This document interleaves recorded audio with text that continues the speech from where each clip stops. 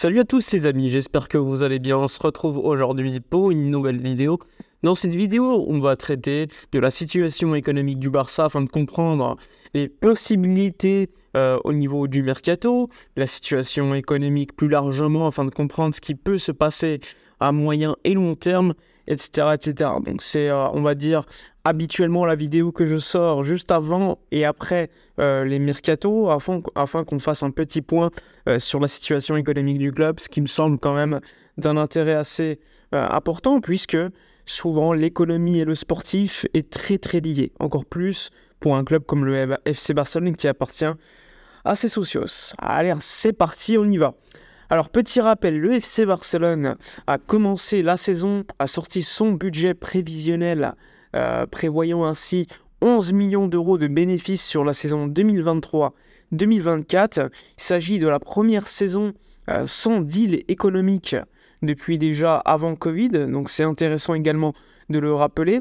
On se retrouve donc dans une situation plus ou moins normale, c'est-à-dire qu'il n'y aura plus de deals économiques qui vont te faire gonfler entre guillemets les comptes.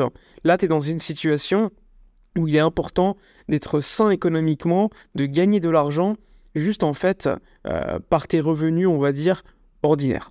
Donc le FC Barcelone prévoit 11 millions d'euros de bénéfices malgré le fait de jouer pendant une saison entière à Montjuïc. Bon, on peut faire un petit point sur ce budget, on va dire, prévisionnel.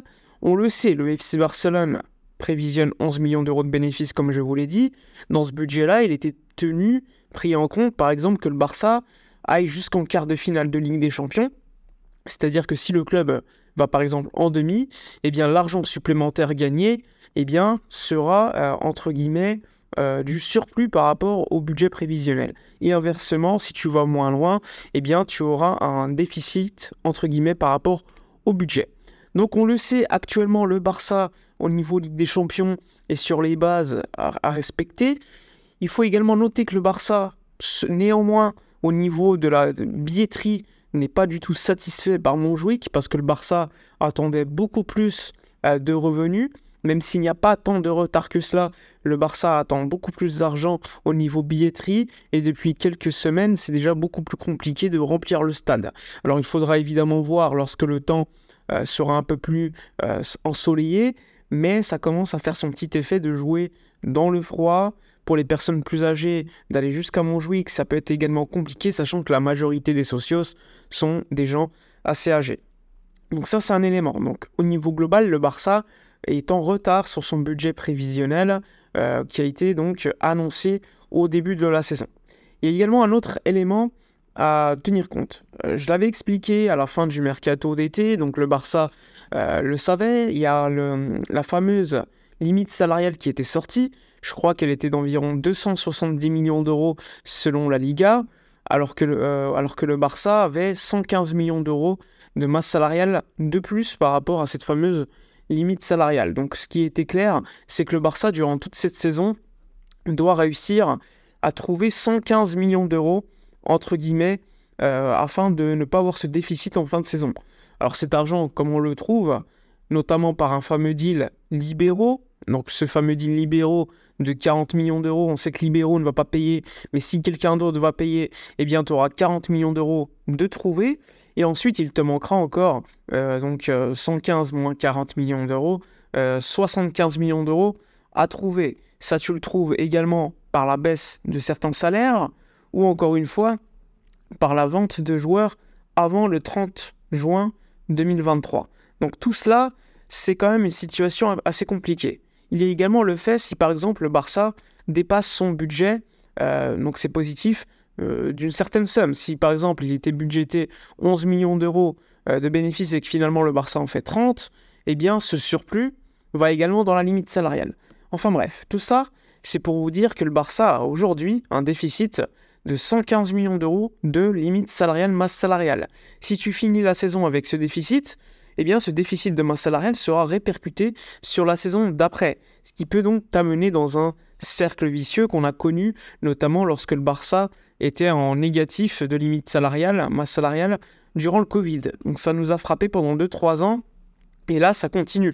Donc c'est quelque chose que le Barça doit travailler, donc départ avant le 30 juin, baisse de la masse salariale, des bons résultats par rapport au budget, ou un deal économique, des sponsoring, tout ça, c'est également à tenir compte. On aura un petit point qui sera fait également par la Liga en fin de mercato de janvier. Donc là aussi, on pourra donc analyser si le Barça est encore loin de ces fameux 115 millions d'euros de limite salariale, masse salariale, la différence à résorber, sachant que le Barça a donc perdu, entre guillemets, Gavi, a recruté Victor Roque, non pas, on ne l'a pas enregistré directement en tant que transfert, mais en tant que prêt. En gros, le Barça se fait prêter Victor Roque pendant 6 mois, et ensuite, à la fin de l'année, de la saison, il faudra réenregistrer Victor Roque comme un transfert.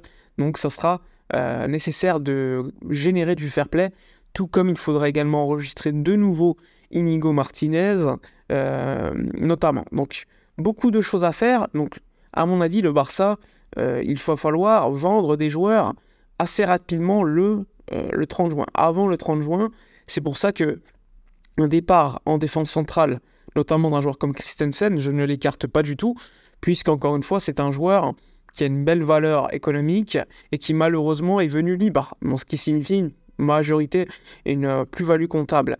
Il y aura également à suivre l'éventuel départ de Todibo, qui appartient non plus à Barcelone, mais Barça à 20% à la revente. Donc s'il est vendu 50 millions d'euros, le Barça récupère 10 millions d'euros. C'est déjà ça. Donc ça fait avancer également le fait de résorber cette fameuse limite salariale, masse salariale. Bref, il y a beaucoup de boulot et tout ça, c'est important à le comprendre.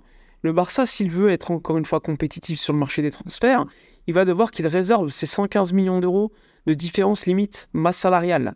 Et s'il ne le fait pas, l'année prochaine, tu seras dans une situation encore pire qu'actuellement, puisque tu auras ta limite salariale de nouveau frappée par ce déficit de limite salariale, masse salariale. Donc ça, c'est important à comprendre. Une fois qu'on a compris cela, il faut également tenir compte au niveau du prochain mercato des transferts. C'est pour ça que moi, par exemple, au mois de janvier, là, ça m'étonnerait beaucoup que le Barça signe d'autres joueurs. Ça me semblerait un peu stupide au niveau économique, même si au niveau sportif, avec les blessures qu'on a au milieu de terrain, je peux le comprendre. Mais au niveau économique, le Barça doit tenir le coup et faire plutôt des transferts au mois de juillet plutôt que maintenant. Donc, les départs prévus, nécessaires, c'est pour cela que éventuellement Lewandowski, son départ n'est pas écarté, puisque le Barça considère que son salaire étant très élevé, il faut savoir que l'année prochaine, il coûtera 32 millions d'euros bruts annuels en termes de salaire, plus environ 10 millions d'euros d'amortissement annuel, ce qui fait quand même 42 millions d'euros dans les comptes juste pour Lewandowski. Je peux comprendre que le Barça veuille s'en séparer lors du prochain mercato. Mais encore une fois, la parole du joueur est importante puisqu'il est sous contrat, donc il aura également le choix de rester ou pas. Donc compréhensible également que le Barça veuille éventuellement faire partir Lewandowski en été. Et de toute façon, si tu veux te renforcer, il faudra également être actif sur le mercato. Et pour être actif sur le mercato, il faut vendre avant. Donc voilà, ça c'est important de tout comprendre cela, encore une fois. Maintenant, on va passer à l'aspect critique que j'ai. Laporta, c'est un président, le meilleur président de l'histoire du Barça, selon moi. C'est quelqu'un, on le sait, qui aime le Barça. Ça, personne n'en doute. Je pense que tout le monde le sait. Mais encore une fois, depuis son retour, on le voit clairement. Quand tu suis bien le Barça, tu comprends que le club est géré un petit peu comme une entreprise, on va dire, familiale. Alors que le Barça, c'est une entreprise aujourd'hui qui brasse quasiment 1 milliard d'euros de chiffre d'affaires annuel. Donc tu ne peux pas gérer un tel club comme si tu gérais une petite entreprise. C'est une problématique parce qu'on a l'impression que le club est géré un petit peu à la dernière minute. Que ce soit pour les inscriptions de joueurs, que ce soit pour le mercato, que ce soit pour les deals économiques. Encore une fois, Libéraux, on le voit, qui devait verser 40 millions d'euros, ne le fera pas. Donc ça te met dans une situation où tu as 28 millions d'euros de fair play financier à utiliser que tu ne peux pas utiliser. Ce qui est intéressant si tu les as à disponibilité, parce que tu peux signer des joueurs. Là, tu ne peux pas les utiliser parce que comme Libéraux n'a pas payé, eh bien, la Liga, à juste titre d'ailleurs, préfère donc ne te permettre pas tout simplement de dépenser cet argent, parce que tu ne l'as pas encore reçu, c'est logique. Mais il faut savoir que Libéraux, si tu réussis à le remplacer par une autre entreprise, ben, cette entreprise va devoir payer 40 millions d'euros maintenant, et dès le mois de juin, payer 30 millions d'euros. Et en juin 2025, de nouveau payer 30 millions d'euros. Donc, il va falloir trouver une société assez solide pour le faire, puisque le Barça, une fois qu'elle aura trouvé cette société, espérait d'ailleurs le faire cette saison, se lancer au niveau de la bourse aux États-Unis, afin de récolter des investisseurs et donc avoir de l'argent. D'investisseurs, de l'argent plus frais, à investir directement dans le club, sur le marché des transferts, etc. Donc là aussi, c'est quelque chose qu'il faut suivre, mais pour l'instant, j'estime que le travail de Laporta, alors oui, la situation du club était dans une situation limite de liquidation judiciaire, ça, il n'y a pas de problème, il a fait le boulot pour sauver le club, ça, je ne vais pas dire le contraire. Les décisions sportives, ok, tu peux dire que certains joueurs n'ont pas donné le niveau attendu, mais c'est pas sa faute aussi, parce que lorsqu'on signe Lewandowski, tout le monde est content. Faut pas faire les fines bouches. Il y a certains transferts que je trouve surpayés, je l'ai déjà dit, comme Ferran Torres, mais globalement, je trouve que les transferts qui ont été faits sont plutôt au prix du marché. Une fois qu'on a dit cela, moi, ce qui me pose problème encore une fois, c'est déjà depuis 4 ans qu'il est président, enfin presque, j'exagère un peu, allez 3 ans, eh bien, encore une fois, on a l'impression que le travail est fait un petit peu à la dernière minute, qu'il y a toujours des problèmes en termes de transfert, en termes de mercato, en termes d'inscription de joueurs, des sociétés qui ne payent pas comme elles devraient le faire. Bref, c'est assez problématique, et je pense qu'on est tous d'accord pour le dire, et ça ne retire pas le fait que Laporta est quelqu'un qui aime le club, etc. Mais je pense que une gestion un peu plus professionnelle du FC Barcelone serait quand même beaucoup mieux pour le club et même pour les socios. C'est pour cela que petit à petit, même si lui refuse de l'admettre, eh bien le club pourrait dans 10 ans, 15 ans, etc.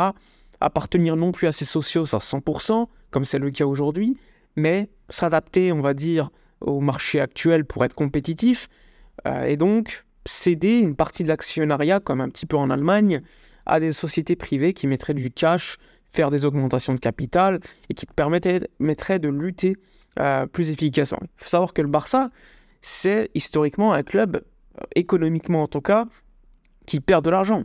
C'est très rare que le Barça gagne de l'argent. C'est un club à socios, c'est toujours plus compliqué.